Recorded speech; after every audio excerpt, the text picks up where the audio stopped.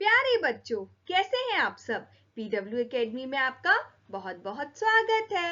आज हम कक्षा 1 का पाठ 17 संयुक्त वर्ण वाले शब्दों को लिखना और पढ़ना सीखेंगे। तो तैयार हो जाइए। यहाँ पर कुछ संयुक्त वर्ण से संबंधित कुछ शब्द और उनके चित्र दिए हुए हैं, तो ध्यान से देखिए। जैसे क्षत्रिय, श्रमिक, त्रिशूल और ज्ञानी। तो बच्चों, अब हम देखते हैं यह संयुक्त वर्ण जो है यह किन किन दो वर्णों को जोड़कर बनते हैं। हमको पता है ना कि हमारे जो यह वर्ण होते हैं श, त्र, ज्ञा और श्र, ये हमारे सभी संयुक्त वर्ण कहलाते हैं। तो का और शा को जोड़कर क्या बनेगा? श। ता और रा को जोड़कर त्र, जा और ज्ञ को जोड़कर ज्ञ और शा और रा को जोड़कर श्र। तो बच्चों, अब हम इनसे बनने वाले शब्दों का उच्चारण करेंगे। आप सब भी मेरे साथ बोल बोल कर पढ़िए। श से क्षमा, रक्षा, कक्षा, शिक्षा। त्रा से मित्र, छात्र, चित्र, यात्री। ज्ञा से ज्ञान, संज्ञा, आज्ञा, विज्ञान। श्र से श्रम, श्रवण, श्रमिक और परिश्रम।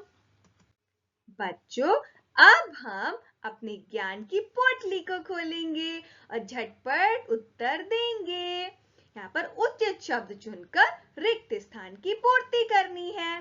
तो डाकिया आया डैश लाया, पत्र या मंत्र? पत्र। डाकिया आया, देखो ढेर सारे पत्र लाया, है ना। अब दूसरे की तरफ बढ़ते हैं। सैनिक देश की डैश करते हैं, तो कक्षा या रक्षा? बिल्कुल सही, रक्षा।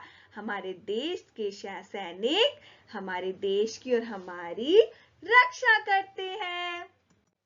अब बच्चों, हम संयुक्त व्यंजन की तरफ बढ़ते हैं, है ना।